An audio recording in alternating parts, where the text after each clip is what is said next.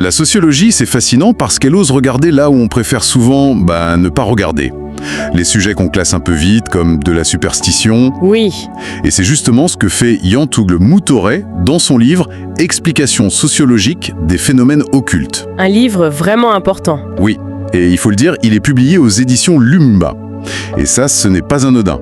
On sent un souffle nouveau qui vient de la RD Congo. Ah ben c'est plus que ça. Une vraie démarche intellectuelle. C'est un acte de courage, je trouve. Qu'une maison d'édition de cette envergure soutienne des travaux qui explorent les logiques culturelles africaines avec autant de profondeur, ça montre une vitalité incroyable. Alors, entrons dans le vif du sujet.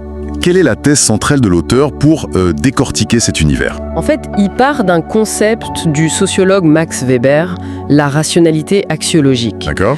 Pour dire les choses simplement, ça veut dire que certaines actions ne sont pas logiques, au sens de l'efficacité, mais elles sont logiques par rapport à une valeur, une croyance. Le but n'est donc pas de dire si c'est vrai ou faux. Pas du tout. Le but, c'est d'attendre une intelligibilité, comprendre la logique interne.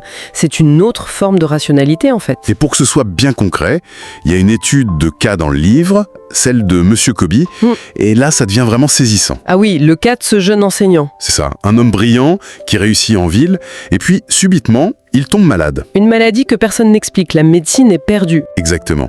Et le tournant, c'est son père, qui, en désespoir de cause, fouille sa chambre et trouve des objets étranges cachés dans son matelas. C'est le point de bascule. Et l'interprétation de l'auteur est vertigineuse. Il parle d'une attaque de sorcellerie. Oui, et orchestrée par sa propre mère. Ça paraît presque impensable.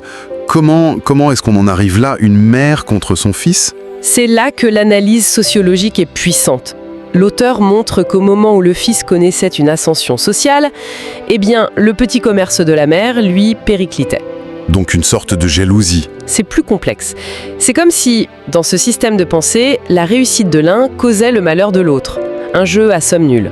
Ça illustre parfaitement l'adage « le sorcier toujours dans la maison ». Il y a même cette histoire de rêve, non? Tout à fait. Un rêve prémonitoire où il voyait sa mère planter des clous devant sa chambre. Un acte symbolique pour clouer son avenir, bloquer son ascension.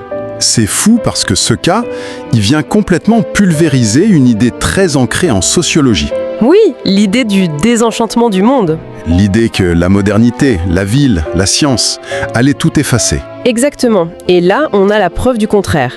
Monsieur Kobié est un enseignant moderne, mais il est aussi pris dans cette logique de l'occulte. Les deux mondes coexistent. Le monde ne se désenchante pas tant que ça, finalement. Il se réenchante, mais différemment. Alors si on devait résumer l'apport principal de ce livre, ce n'est pas de nous faire croire à la sorcellerie, Non, bien sûr que non. c'est plutôt de nous donner les outils pour comprendre que ça fonctionne comme un système social qui a sa propre cohérence. C'est une invitation à décoder le réel au lieu de le juger. C'est ça, la force de ce travail. Et ça nous laisse avec une question assez vertigineuse pour la suite. Oui, tout à fait. Si la sociologie peut décoder la logique de l'occulte, quels autres systèmes symboliques cachés pourraient-elles éclairer dans nos sociétés contemporaines ? Même chez nous ? Bien sûr, je pense à la finance, à certains discours politiques, notre rapport à la technologie même. Et c'est là qu'on voit l'importance capitale de travaux aussi exigeants et le rôle essentiel d'éditeurs visionnaires qui ont le courage de les porter au grand jour.